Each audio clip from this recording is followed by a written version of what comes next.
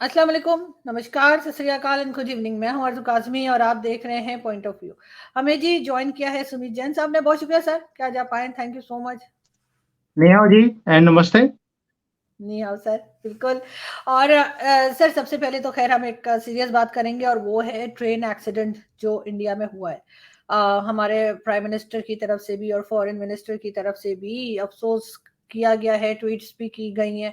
ज़ाहिर इतना बड़ा हादसा हुआ है, लेकिन सर बहुत हमने देखा है कि इंडिया की जो रेलवे सिस्टम है वो तो बहुत अच्छा है, बड़ा लोग तारीफ करते रहते हैं। आपके ख्याल से क्या हुआ होगा, किसकी गलती है, ह्यूमन एरर है या कोई और बात हो सकती है?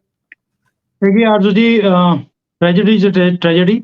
इसके ऊपर कोई भी बात करनी ऑन अ पॉलिटिकल नोट बात बनती नहीं है। It's a huge tragedy moment for India. इतने लोगों की जान गई है, हजारों लोग, हंड्रेड्स ऑफ लोग हॉस्पिटल्स के अंदर हैं। एक वॉर जोन बना हुआ है सारे हॉस्पिटल्स के अंदर, बिकॉज जाहिर सी बात है, कोई खाली बेड्स तो होते नहीं है किसी भी हॉस्पिटल के अंदर। ऑलरेडी बेड्स भी भरे हुए हैं, एंड देन एक तरह से इतनी ट्रेजेडी में इतने लोग आना, its heart breaking.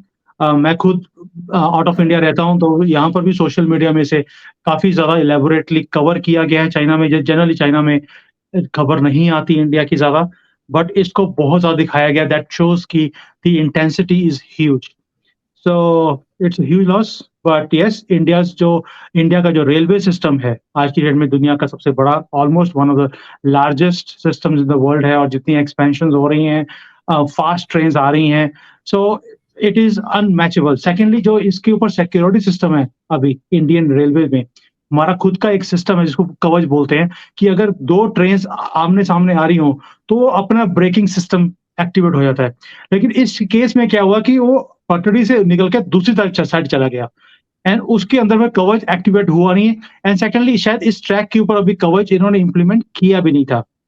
As far as tragedy is concerned, it's a human error, it's a system failure, या कोई सैबोटेज हुआ है, किसी ने कुछ गलत हरकत करने की कोशिश करी है। Because according to my information, वो एरिया भी थोड़ा सा नेक्सल वाला एरिया है, जहाँ पे प्रोटेस्ट वगैरह होते रहते हैं, and little bit of anti government sentiments हैं उस एरिया में। सो अभी गवर्नमेंट ने ये बोला कि हमें पता लग गया है कि रीजन क्या है। उसकी अभी पूरी रिपोर्ट आई नहीं है। सो जब तक रिपोर्ट आती नहीं है, कुछ भी कहना is not right from my point of view. But there are many aspects. क्योंकि आपने देखा होगा कि मैंने पहली बार देखा है कि रेल मंत्री हमारा वो ट्रेजेडी वाले पॉइंट पर पहुंचा है, और वहां जाके जब ट्रेन उल्टे गिरी है, उसके नीचे आके घुसकर उन्होंने देखने की कोशिश करी है कि एक्चुअली व्हाट हैपेंड। ये कभी भी आप मंत्रियों की तरफ से आप देखोगे नहीं। That shows that government is serious. मंत्री खुद सीरियस है इस चीज के ऊपर। ही इज फ्रॉम आईआईटी, हमारा जो इंस्टीट्यूट ऑफ टेक्नोलॉजी है, which is not as good as your IIT, which is international institute of terrorism. But हमारा जो आईआईटी से पढ़े हुए हैं, they are world class, they know what are they talking about, what is the system, and he has really taken railways, Indian railways, to very high level. बहुत high standards Indian Railways के हैं। ऐसी tragedy उसके बीच में होना, it is heart breaking. Let's see, we are also waiting for what is actual fact. हो सकता है कि अगले कुछ दिनों में इसकी रिपोर्ट भी आएगी, और जो भी रीजन होंगे उसको परमानेंटली फिक्स भी किया जाएगा। एंड मोदी जी हैं, Modi ji likes to fix responsibilities. जिसकी रिस्पॉन्सिबिलिटी है उसे ओन भी करना पड़ेगा उस चीज को, और ये देखना पड़ेगा कि दोबारा ऐसी चीज ना हो। So I wish that the best comes out of this tragedy also. नहीं, बिल्कुल ठीक कह रहे हैं सर आप, लेकिन ये कि बड़ा अफ़सोस हुआ और इस तरह से नहीं होना चाहिए। और यकीनन फ्यूचर में जो है इसको लेकर काम किया जाएगा कि दोबारा इस किस्म के हादसे ना हो। बहुत ज़्यादा लोगों की जानें गई हैं और बहुत ज़्यादा लोग ज़ख्मी भी हैं, और बहुत बार ये भी कहा जाता है कि जो इंजर्ड होते हैं उनकी लाइफ़ उनसे भी ख़राब हो जाती है, जिनकी जानें गई ट्रू, होती हैं। तो ट्रू। बहरहाल इस चीज़ का बहुत अफ़सोस जो है वो पाकिस्तान की तरफ से भी किया गया, गवर्नमेंट की तरफ से भी। और ये एक पॉज़िटिव साइन लगता है कि कम से कम हम एक-दूसरे की प्रॉब्लम्स में और इस किस्म के हादसे में तो रिस्पॉन्ड कर रहे हैं। True, true.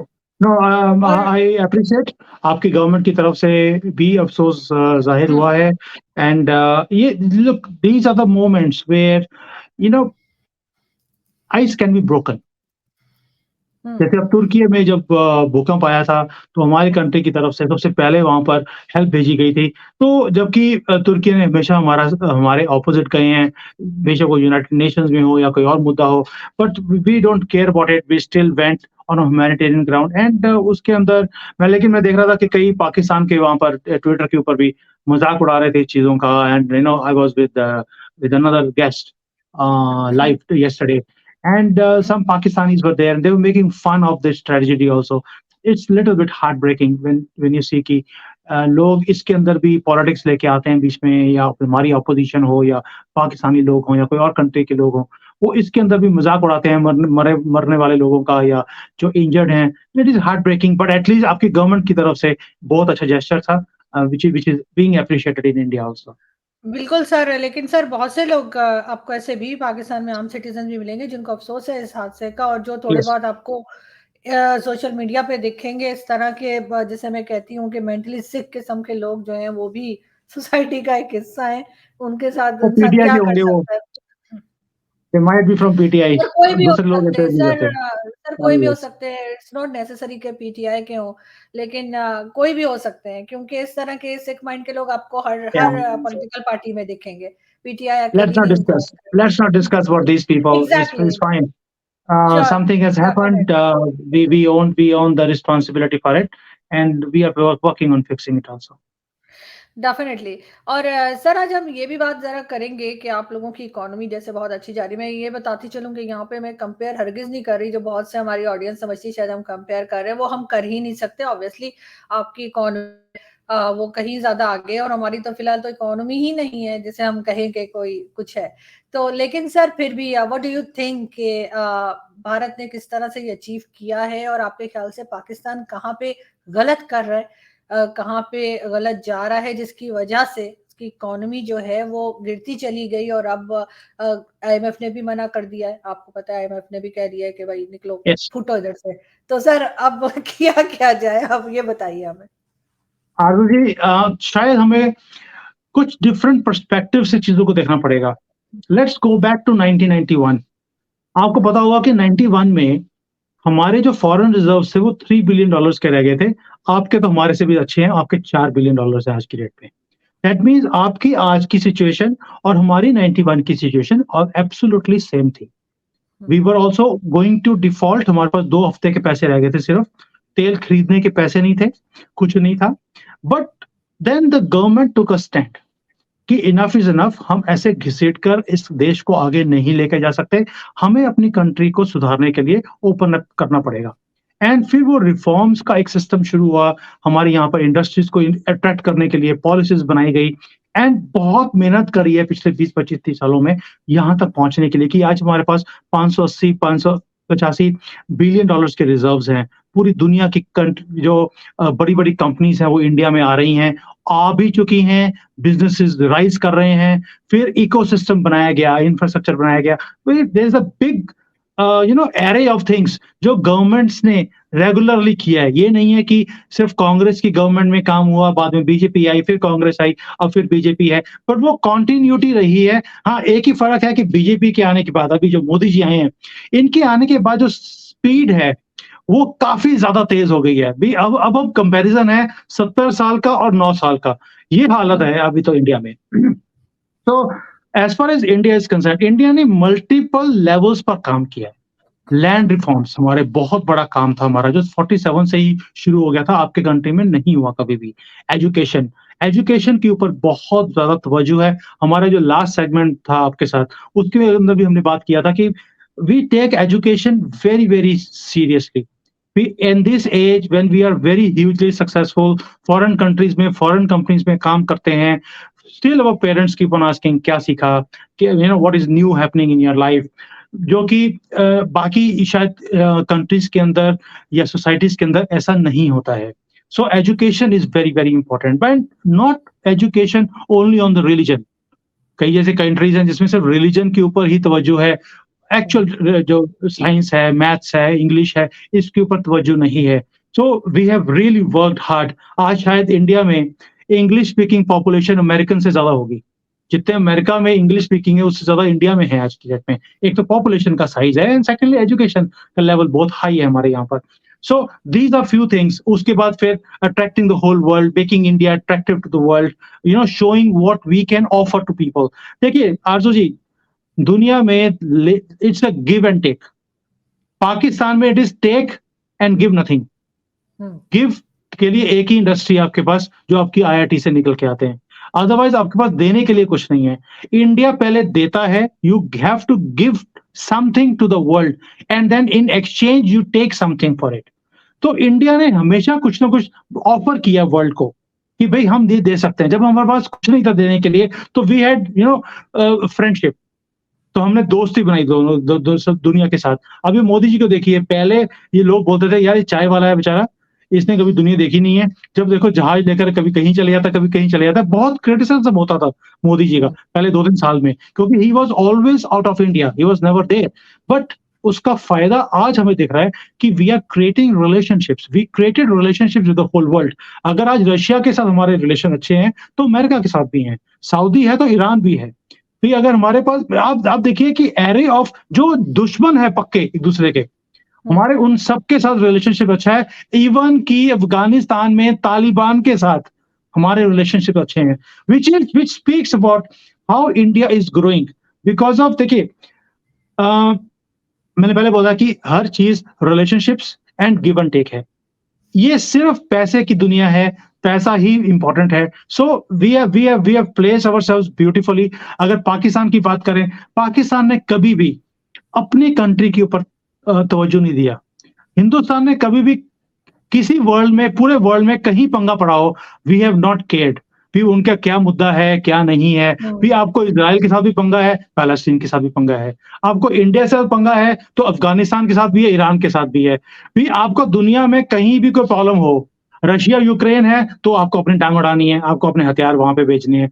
भी यमन की प्रॉब्लम है, सऊदी अरेबिया की, आप यमन में पहुंच जाते हो। भी अब मुझे समझ नहीं आती, आपकी तवज्जो पूरे दुनिया के ऊपर है। इंडिया में किसी मुसलमान के साथ कुछ हो गया, किसी हिंदू के साथ हो गया, आपको प्रॉब्लम आ जाती है। But you have no focus on your own country. भी आपके देश में क्या हो रहा है, यू हैव नो, देखिए आपको शायद आपके प्रधानमंत्री को पता भी नहीं होगा।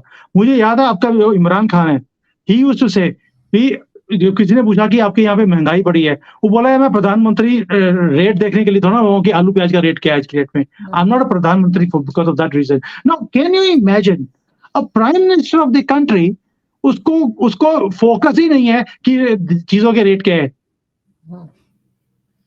So when you have an insensitive system where everybody is thinking कि मुझे मेरी सीट कैसे पक्की हो, कोई रिफॉर्म्स का कोई मुद्दा नहीं है, nothing at all, there is nothing to offer to the country, to the society और टू द वर्ल्ड। तो वो यही होगा जो आज हो रहा है।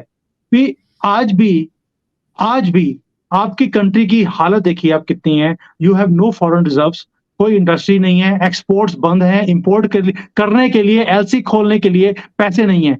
और आपका प्रधानमंत्री पूरी अपनी पलटन को लेकर वो तुर्की में बैठा है, क्योंकि वो जो दूसरा जो उसका दोस्त है, जिसको आप दोस्त बोलते हो, उसकी एक इनॉग्रेशन है to become the president again, and your prime minister is sitting there with his whole family and the whole cabal.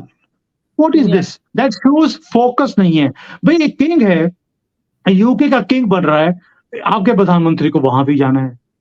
तो किसी का कुछ हो गया, आपको वहां भी जाना है। उनके वहां पे अर्थक्वेक आ गया तो भी आप वहां पहुंच गए। भी आपने दिया क्या उनको? कुछ भी नहीं। बट आप गए, गले मिले और उनको बोला हमें बहुत अफसोस है आपके यहाँ अर्थक्वेक आया था। भाई वो तो आप अपने घर पे बैठ के भी बोल सकते थे, लेकिन वहां गले मिलके उसके कान में बोला उसके। सर वो देखिए ना सर, हमारे यहाँ एक कहावत है, पता नहीं आपके यहाँ कही जाती है, हमारे यहाँ कहा जाता है खुदाई फौजदार, कि हम हर किसी के जो है ना वो पहुंचे होते हैं, किसी को चाहिए या नहीं चाहिए हम होंगे। तो कुछ इसी किस्म की चीज लगती है। लेकिन सर जहां तक लैंग्वेजेस की बात आपने की, तो वो तो हिंदुस्तान में किसी ने मुझे ये भी बताया था कि बहुत ज़्यादा लैंग्वेजेज़ हैं। इस वजह से इंग्लिश लैंग्वेज एक ऐसी लैंग्वेज को के तौर पे लिया गया जो कि हर कोई अंडरस्टैंड कर सके। पाकिस्तान में तो खैर नहीं, इतनी ज़ाहिर है कंट्री छोटी है, इतनी ज़्यादा लैंग्वेजेज़ भी नहीं है। जी। नहीं, ऐसा नहीं है। Yes, we have a lot of languages, लेकिन हमारे पास एक कॉमन लैंग्वेज हिंदी भी थी, जो हम इम्प्लीमेंट कर सकते थे। बट हमने हिंदी को तवज्जो नहीं दी, हमने दिया, हमने इतना जितना कि हमने इंग्लिश को दिया, so that we can connect with the whole world. अब चाइना की आज की डेट में देखिए आप, ये सिर्फ चाइनीज़ यहाँ प्रमोट करते हैं, इंग्लिश नहीं है। तो पूरी कंट्री के अंदर यहाँ पर भी हर 100 किलोमीटर्स के बाद डायलेक्ट चेंज हो जाते हैं। हम एक-दूसरे की लैंग्वेज को समझ नहीं पाते हैं। मैं साउथ चाइना में हूँ, साउथ चाइना वाले नॉर्थ चाइना वालों की लैंग्वेज नहीं समझ सकते। यहाँ कैंटोनीज़ चलती है, ऊपर मैंडरिन चलती है, और मैंडरिन के भी बहुत वेरिएशंस हैं। इसीलिए ये आपस में भी कनेक्टेड नहीं है और दुनिया के साथ भी कनेक्टेड नहीं है, because of the language barrier. So यहाँ पर इंडिया ने जो बहुत अच्छा काम किया है कि they made English an important subject of their education system. अब आप देखिए कि जैसे गुजरात है हमारा, गुजरात के अंदर इंग्लिश को तवज्जो नहीं दी गई, तो गुजराती देखेंगे आप, थोड़ा-सा उनका इंग्लिश का जो लेवल है वो काफ़ी कम है। So the connection with the world also remains little bit of problem. So we have given, I think there are boxes in a country which need to be ticked, and India ने majorly वो सारे boxes को टिक किया है। आपके तो कोई box ही नहीं है वहाँ पे एक ही बॉक्स है, व्हिच इज़ ऑफ कटोरा and how to get money into that, और कोई बॉक्स ही नहीं आते तक आपके पास। लेकिन सर हमेशा से तो पाकिस्तान ऐसा नहीं था ना, हमेशा से तो जो है वो लोन के ऊपर नहीं चला। इकोनॉमी एक टाइम पे बताया जाता है कि ठीक भी थी और अच्छी भी थी, लेकिन उसके पीछे भी सर जाहिर है कि फिर वो यही होगा कि या वॉन वॉर से पैसे आ रहे हैं या किसी और वॉर से जो है वो डॉलर्स आ रहे हैं। तो लेकिन अब इस वक्त आपके आपके ख्याल से ये कुछ ट्रेड वगैरह कर सकते हैं हिंदुस्तान के साथ, अपनी फैक्ट्रीज खोलें, अपना काम करने की कोशिश करें, मतलब लोन पे तो सर नहीं चलेगा ना अब मामला। Of course. देखिए आरज़ू जी, आई थिंक व्हेन यू से कि आपकी इकोनॉमी ठीक थी in the past, it was hmm. Never ठीक। वो कभी भी ठीक नहीं थी। वो ठीक है, वहाँ पर डॉलर्स भर-भर के कंटेनर में आ रहे थे आपको फ्रीली, जिसमें आपने अपने कंट्री में कुछ नहीं किया। आपने पिज़्ज़ा के वो फ्रैंचाइज़ीज़ बनाए, आपने आइलैंड्स खरीदे, आपने वो सब कुछ किए कि जिससे आपकी पर्सनल वेल्थ इंक्रीज़ हो। आपने कंट्री की वेल्थ को कभी भी इंक्रीज़ करने की कोशिश नहीं करी। भई अगर आपने वो पिज़्ज़ा के जो फ्रैंचाइज़ीज़ आपने बाहर खरीदे हैं, अब वो वाली चेन चाइना पाकिस्तान के अंदर भी खोल सकते थे। But you never thought about it, because focus Pakistan नहीं था, फोकस पर्सनल वेल्थ थी। You see, ठीक। there's a big difference about it. As far as Pakistan is concerned, I think कहीं न कहीं अभी आप बार्टर की बात कर रहे हैं कि रशिया के साथ बार्टर में काम करेंगे, ईरान के साथ भी बार्टर सिस्टम की बात कर रहे हैं, क्योंकि बार्टर ही रह गया आपके पास, क्योंकि पैसे तो देने के लिए है नहीं, सो इट्स बेटर कि कुछ दिया जाए, कुछ लिया जाए। It's a right move. India ने रशिया के साथ बार्टर सिस्टम बहुत देर हमने इस्तेमाल किया है, and it benefited our economy for decades. So Pakistan कहीं न कहीं सही चल रहा है, बट आप ईरान के साथ अगर ट्रेड करते भी हैं, तो कितनी ट्रेड कर लेंगे? भई there are differences, cultural differences हैं उनके साथ, आपके और बड़े मिसाइल हैं उनके साथ। I think the biggest part, and Afghanistan के साथ भी, आप कितनी ट्रेड कर सकते हैं? इवन विद रशिया भी आप थोड़ा-सा तेल ले लेंगे, उसके बदले आप थोड़ा-सा उसको माल दे सकते हैं। But you have nothing to offer. As far as India is concerned, you have a huge array of things जो इंडिया आपकी हेल्प कर सकता है। भी खाने से लेकर, कपड़े से लेकर, you you name it, we are across the border. आप सिटी मारेंगे और सामान पहुँच जाएगा। बल्कि ये हाल है, वी कैन हियर योर सिटी आल्सो, यू नो, बट आपके पता नहीं आपने कान बंद करे हुए हैं, आपको ना सिटी देनी आती है, ना सुननी आती है। आई डू नॉट नो कि what is the problem. And Arzoo ji, you will be surprised, एक वाघा बॉर्डर का नाम सुना है आपने? अमृतसर के पास है, जी जी। जहाँ पर वो बिल्कुल। शाम को रिट्रीट होती है। You know, I went there once, मुझे मौका मिला देखने का, एंड ब्यूटीफुल एक सीन होता है, दोनों फौजें आमने-सामने आती हम्म। हैं, the way they do it. You know, there is a marked difference on the Indian side and the Pakistani side. Pakistan side पे देखेंगे वो मेल्स अलग बैठे हैं, फीमेल सारी बुर्के डाल के साइड पे बैठी हुई हैं। देयर इज़ नो हँसी, ना खुशी है, कुछ नहीं है। इधर हमारे भंगड़े चल रहे हैं, डांस चल रहा है, and you know it's a celebration moment मैंने नहीं इन देखा सर इंडिया। बुरके डाले हुए, मेरा नहीं ख्याल कि पाकिस्तान में इतना बुरका डाल के कोई बाघा बॉर्डर पे आप बैठा हो। कभी जाइए वहाँ पर, जाऊंगी लुक, मैं। क्या होता है कि कई बार आप तो कभी बुर्का डालते नहीं है, so but if you go there you will see that okay for us because we don't see so many burqas in India. Secondly यहाँ पे जब जिस स्टेट में पंजाब के अंदर आपको इतने बुरके वाले लोग नहीं दिखते हैं, तो जब हम वहां देखते हैं कि वहां पर काफी लेडीज हैं बैठी हुई हैं बुरके में, उसमें होगा दूसरी लेडीज भी बैठी होंगी विदाउट बुरकाज ऑल्सो। ये नहीं कह रहा हूँ कि सारे के सारी बुरके में थे, but the matter is not about burqa, matter is जो सेलिब्रेशन यहाँ पर था, भंगड़े डल रहे हैं, वो ढोल बज रहा है, और उधर वो देखते भी हैं इंडिया की तरफ तो नफरत की नजर से वो देख रहे थे without any celebration. They were thinking ये पागल इतने डांस क्यों कर रहे हैं। There is a mark difference between the two countries only on this thing कि अगर आप अपनी नफरत को छोड़ दें, मैं आपको बता सकता हूँ Arzoo ji, you won't believe it can be a beautiful game changer for Pakistan. मैंने बहुत लोगों को सुना इंडिया में, वो बोलते हैं पाकिस्तान गर्क में जा रहा है, इनको जाने दो, ये भूखे मरेंगे, अच्छा है। But I am not of that opinion कि एक कंट्री नेगेटिव था, नेगेटिव है, और हम भी वही चीज करें, तो what is the difference between Pakistanis and Indians. What I am trying to say is कि जो माहौल वाघा बॉर्डर पे मैंने देखा है, we are born with that culture. हम तो भंगड़े डाल के डांस करने वाले लोग हैं, and we like to live our life and we let other people live also. अगर आपकी दिक्कत के टाइम पर if India can help you guys, I think this can be the best thing. This is the moment for Pakistan to change their direction.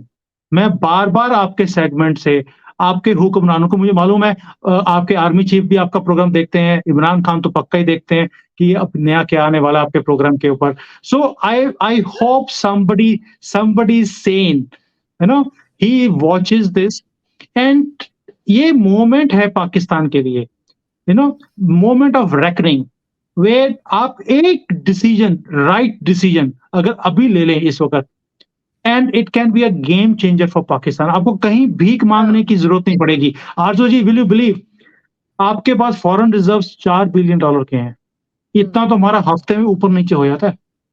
पिछले दो हफ्ते में RBI ने $10 बिलियन फेंक दिए मार्केट में, फेंक दिए। आप होते तो ले भी आते उसमें से कुछ ना कुछ। You see the kind of money power India has right now. We are dictating the markets, we can afford to throw dollars in the market. Last week $6 billion फेंका है, इस वीक में $4-4.5 बिलियन। जितने आपके फॉरेन रिजर्व है उतने तो हम हफ्ते में फेंक देते हैं मार्केट में। सर इधर भी कुछ फेंक दीजिए ना सर, कहाँ फेंक रहे। वो जो अदनान सभी हमने आपको दिया, उनका गाना है ना कि मुझको भी तो लिफ्ट करा दे, तो सर बस वो थोड़े पैसे इधर भी फेंक दे, अगर आप फेंकने पे आ गए तो मैं तो बोल रहा हूँ हम तो फेंकने के लिए तैयार है, आप लेने के लिए तैयार बनिए प्लीज।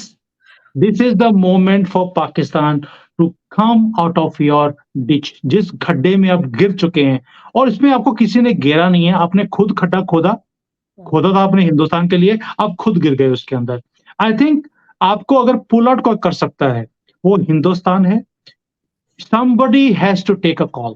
भी आप जो पागलपंथी आपने 75 साल से अपने पाली हुई है, पढ़ाई हुई है सबको, आपको उसको छोड़कर आपको आगे निकलना पड़ेगा विदाउट थिंकिंग कि इसके रेपरकेशंस क्या हैं।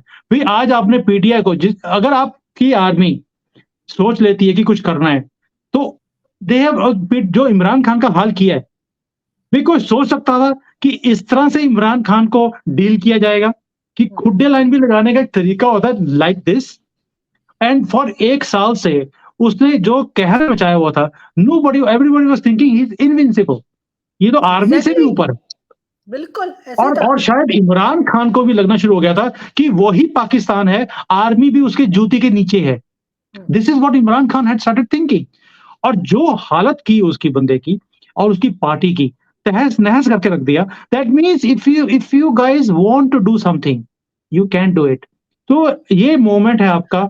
लेकिन सर इमरान खान को तो एक सेक्शन आर्मी का या एजेंसीज का सपोर्ट भी करता है ना, इसलिए भी वो इतना कुछ बोल पाए, या इतने कॉन्फिडेंस या ओवर कॉन्फिडेंस ये जनरल फैज हमीद और इन जैसे लोगों की वजह से भी तो हुआ है ना। देखिए आरजू जी, क्या होता है कि आपको हमेशा सोसाइटी के अंदर दोनों सेगमेंट के लोग मिलेंगे। अगर आप इंडिया के साथ भी बात करने की बात करोगे, आपको कुछ सेगमेंट मिलेगा। मुझे मालूम है आरजू Kazmi is one person who will say I support this. अगर इंडिया के साथ ट्रेड शुरू होता है आपका, I know that, you know, और आपके जैसे वहां पर और भी बहुत एक सेगमेंट ऑफ लोग होंगे जो बोलेंगे this is a good thing for us, but there will be sudden thing people वो बोलेंगे नहीं ये नहीं होना चाहिए, जब तक कश्मीर नहीं होता तब तक हम ये काम नहीं करेंगे, तो आपको दोनों सेगमेंट ऑफ लोग मिलेंगे। लेकिन जिस दिन आपकी आर्मी या आपके हुक्मरान ये सोच लेंगे कि किसको फीड करना है, दोनों पार्ट ऑफ द सोसाइटी में से किसको हमने फीड करना है, उस दिन ये चेंज आ जाएगा। And believe me, Modi ji hint कर चुके हैं। मोदी जी की एक खासियत है, जो वो सोच रहे होते हैं या जो करना होता है, वो उसकी इंडिकेशन दे देते हैं। उन्होंने आपको इंडिकेशन जापान में G7 में बोल दिया, दे दिया उन्होंने। We are ready to have good relations with Pakistan, but the onus is on you, means आपको पहल करनी पड़ेगी, हम पहल नहीं करेंगे। जरूरत आपकी है, पहल भी आपको करनी पड़ेगी। बट अब बात वो आती है कि सारी दुनिया में बूट पॉलिश कर लिए, लेकिन मोदी जी के बूट पॉलिश करने में आपको दिक्कत है। सो लुक, चॉइस आपकी है, बूट पॉलिश तो करने पड़ेंगे, एक बार तो करने बिल्कुल पड़ेंगे, but who will sir, do it, this you see. बिल्कुल सर ऐसे, क्योंकि ज़ाहिर है अगर हम अपनी हालत नहीं सुधारेंगे, अपने यहाँ से फैक्ट्रीज़ और ये ओपन नहीं करेंगे, इकोनॉमी ठीक नहीं करेंगे, तो हमें सारी दुनिया के बूट पॉलिश करने पड़ेंगे। वो तो उससे तो बचा नहीं जा सकता, क्योंकि ज़ाहिर है कि जो हालत हो रही है यहाँ पे उससे बचने के लिए इन्हें कुछ तो करना पड़ेगा। चाहे बूट पॉलिश ना हो, लेकिन एक टर्म्स को बेहतर तरीके से लेके चलें और अपनी शर्तें ना रखें। ज़ाहिर है कि इस वक़्त हमारी शर्तें नहीं चल सकती। जो हम समझ रहे हैं ना कि वो 370 ले आए तो कभी क्या कर दें, इस किस्म की जो स्टेटमेंट्स आती हैं हमारी तरफ से, उसको थोड़ा लगाम लगानी पड़ेगी। आरज़ी मुझे लगता है कि यू नो ये प्रॉब्लम है आपकी ऑफ द एजुकेशन सिस्टम, जो 75 साल से अपने ज़हर को अपने किताबों में अपने पढ़ाया है, ये नहीं जाएगा इतनी जल्दी से, इट विल टेक टाइम। अब यहाँ पर आके बुक्स देखिए हमारी, जो हमारे हिंदुस्तान के अंदर हमें बचपन से पढ़ाया जाता है, देयर इज़ नो कोई नफ़रत की बात ही नहीं है, कोई एंटी मुसलमान लेकिन हो या एंटी हिंदू हो, कुछ अगर भी नहीं है।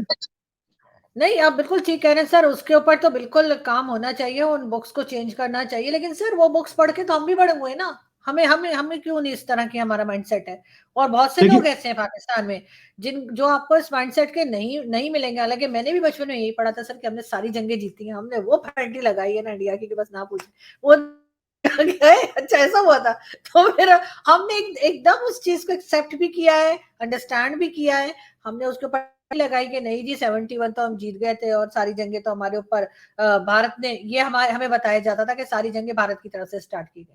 लेकिन जब हमें सही बात का पता लगा तो हमने अपने आप को चेंज किया, अपने सोच को भी चेंज किया उस चीज को लेकर। तो ऐसा हो सकता है। देखिए Arzoo ji, people like you who are well travelled in the world, आप दुनिया आप जाते हैं, बाहर जाते हैं आप, अपार्ट फ्रॉम आपके आस-पास जो लोग हैं, उनके अलावा भी आप दूसरे लोगों को सुनते हैं। Now you are on YouTube, you have Indian guests coming up, so when you hear these things, आपका परसेप्शन भी चेंज होता है कि नहीं, ये जो हमें पढ़ाया गया है, वो शायद सही नहीं है। नाउ लुक, वी नो कि दुनिया गोल है, लेकिन मदरसों में अभी भी बोला जाता है कि वो गलत है, दुनिया फ्लैट ही है। एंड वो सेगमेंट भी है जो कहता है कि यस दिस इज राइट, क्योंकि ये हमारी किताब में लिखा है, हमारे नबी ने बोला है कि ये फ्लैट है तो फ्लैट है। इवन द प्रूफ ये है कि गोल है, but they are not ready to accept, so it is your choice. You can see the writing on the wall, लेकिन आप पढ़ना ही नहीं चाहते क्योंकि किसी और ने लिखा है, तो ये आपकी पर्सनल चॉइस है। एवरीबॉडी, देखो गधे घोड़े में फर्क होता है, एवरीबॉडी कैन नॉट बी गधा and everybody can not be घोड़ा। आप शायद घोड़ों की कैटेगरी में आती है, होपफुली, तो इसलिए आपने अपने आप को चेंज कर लिया। But saying the same thing that हर एक सोसाइटी के अंदर आपको दोनों तरह के लोग मिलेंगे, ये पर्सनल चॉइस है। जैसे रिलीजन एक पर्सनल चॉइस है, तो किसी चीज को एक्सेप्ट करना या नहीं करना, वो भी एक पर्सनल चॉइस होती है। So you will find that in your country also, और इंडिया में भी है। इंडिया में बहुत गधे हैं, ऐसी बात नहीं है। नहीं सर, डेफिनेटली हर जगह होते हैं। लेकिन बात सारी ये है कि दूसरे की बात सुनकर, अंडरस्टैंड कर कर अगर कुछ चीज़ों को करेक्शन की तरफ ले जाया जाए, करेक्ट किया जाए, तभी कुछ बेहतरी आ सकती है। Thank you so much sir कि आपने आज ज्वाइन किया, बहुत शुक्रिया। Aadi, thank you so much, it's always a pleasure coming to your show. Thank you sir, बहुत अच्छा लगता है आपसे भी बात करके हमेशा। Thank same you. Here, same here. Thank you, bye bye.